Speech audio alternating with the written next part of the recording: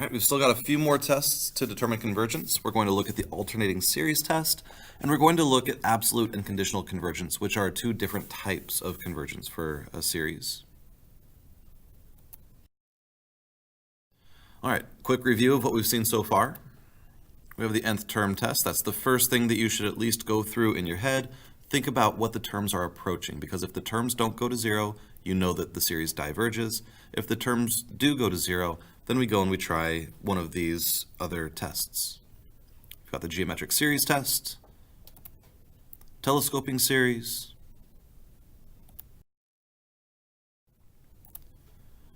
we've got the integral test, and the piece series test, which comes as a result of the integral test. From our last lesson, we have the direct comparison test. This can be used to show both convergence and divergence if the inequalities point the right direction. So if the terms a sub n are less than b sub n, and the sum of b sub n converges, then a sub n converges because a sub n is trapped down below b sub n. Or if a sub n is less than b sub n, and a sub n diverges, then the sum of b sub n diverges because b sub n is trapped up above a diverging series. We have the limit comparison test. So again, we're going to compare our series to another series, and we take the limit as n goes to infinity of the ratio of one over the other. And if that limit gives us a value c, which is just some number greater than 0, less than infinity, then both series have the same behavior. They both diverge or they both converge. All right, now we'll take a look at absolute convergence. So absolute refers to absolute values. So if we take the sum of the absolute value of the terms, if that series converges, then we say the sum of a sub n is absolutely convergent. So meaning this thing converges when we make all of the terms positive.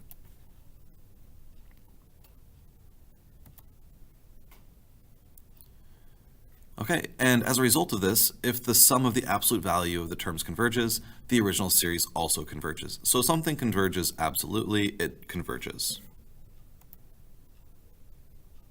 And this tool is often useful for us to take an otherwise complicated series and make it a little bit nicer to work with by just treating everything as being positive.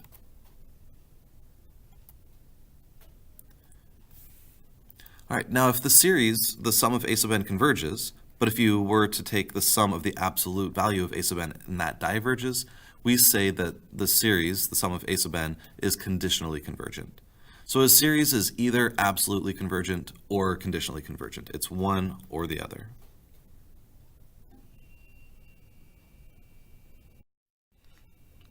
All right, so we want to prove that this converges absolutely. So our first step is to take the absolute value of the terms. And if we take the absolute value of negative 1 to the n, that's just going to give us 1. Because depending on what value you use for n, whether n is odd or even, we just go around between negative 1, positive 1, negative 1, positive 1, take the absolute value, and you just have 1.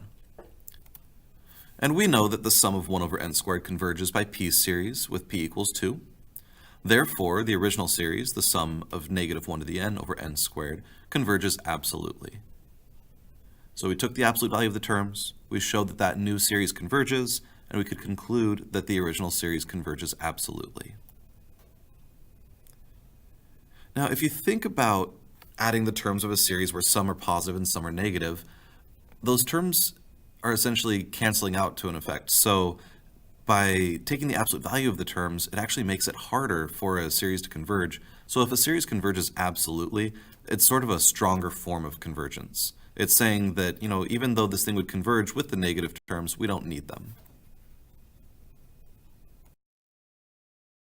Okay, alternating series test. So if we have a series, you see this negative 1 to the n plus 1, or you might see negative 1 to the n. Well, that has the effect of making the terms alternate positive, negative, positive, negative. And an alternating series is going to converge if all of those values of a sub n are positive. So keep in mind here the negatives come from that negative 1 to the n plus 1, not the thing that we're calling a sub n. If the terms are decreasing, so if each term is less than the term that came before it, and if the terms are approaching 0, limit as n goes to infinity of a sub n equals 0.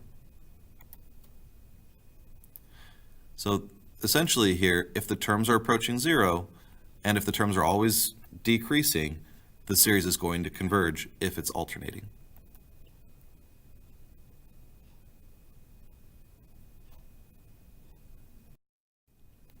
All right, the alternating harmonic series, this is just a special series, just like the harmonic series is. So this is the harmonic series when the terms alternate positive and negative. This series converges. So we know that the harmonic series diverges, the sum of 1 over n, but if those terms alternate, now the series will converge. So we know the terms alternate, the limit as n goes to infinity of 1 over n is 0, the terms are always decreasing, so this series converges by the alternating series test.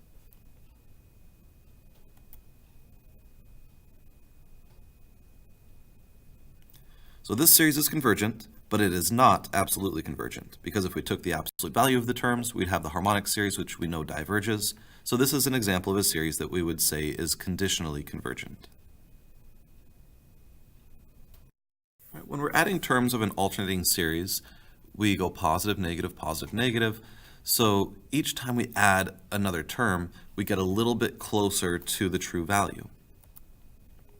And if we were to add up some number of terms from that series and we wanted to find out how close that was to the true sum, we have this right here, which will allow us to approximate that error. So if we take the difference between the true value of the sum and the sum of the first n terms, we call that the remainder after n terms, and that's always going to be less than or equal to the first unused term. So if you want to know how accurate your approximation is if you add up the first 5 terms, well, the amount that you're off by is going to be less than the 6th term.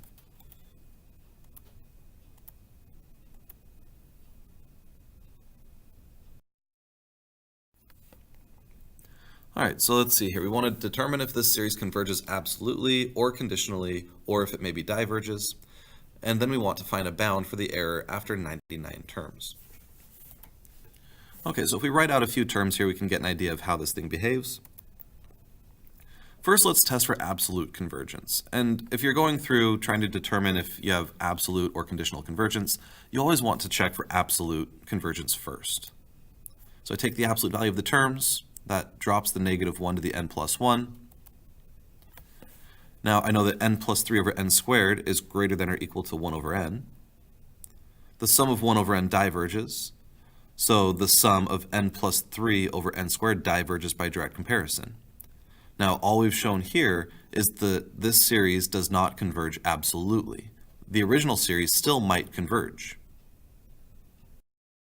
So now if we test for conditional convergence, the terms are alternating positive, negative. The limit as n goes to infinity of n plus 3 over n squared equals 0. So the series converges conditionally by the alternating series test.